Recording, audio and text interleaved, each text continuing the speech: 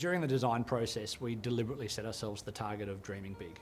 Yeah, we figured we might as well reach for it now and make sure that we maximise the capability of the building. In my previous school, I had a quite different range of responsibilities, and one of the things I was looking at 5 years ago was finding a way for us to be untethered and for that flexibility of being able to throw any kid's work up wherever, to one screen, to all screens or whatever. So we were investigating that 5 years ago, and we hadn't come up with a solution that was viable or economic.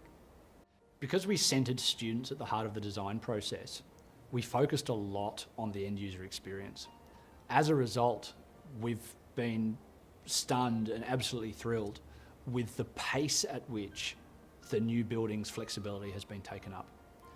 Students are naturally gravitating to certain parts of the room. They understand the way the technology works. They're happy to request access to screens and to work collaboratively that way. We're talking about a fundamental generational shift in the way we can encourage students to learn. So when we were looking at design, and the first thing that we really sort of cottoned onto is that flexibility was key. Traditional teaching methods have a very important place, but then there are other areas in which you really think about how you can collaborate and you can turn the focus onto student-centred learning, not necessarily just teacher-centred learning. And it's awesome.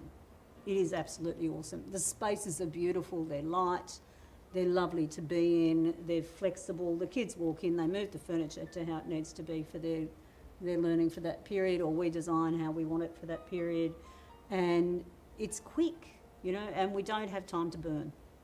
One of my favourite things about the new rooms is the energy that you feel when you come into the room. Not just as a teacher, you bring it, you're excited about where the lesson might go, but the students come in and they're excited to start the lesson. It's exceeded my expectations because it just gives me so much scope to put the learning and put the onus on learning back onto students, and it actually gives them a lot of ownership in their learning, and they're actually requesting activities where they're utilising a screen or utilising a digital collaboration zone, not because of the novelty, but because they feel it actually supports their learning.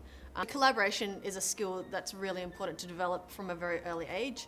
The nature of the spaces encourage the students to naturally collaborate together, so nothing is forced about it. The benefit of the wireless capability in this building is far beyond what I ever expected. The reality is that one choice to move away from the simplicity of cables to a much more complex but much more flexible system for wireless has changed the way we're able to operate in the space.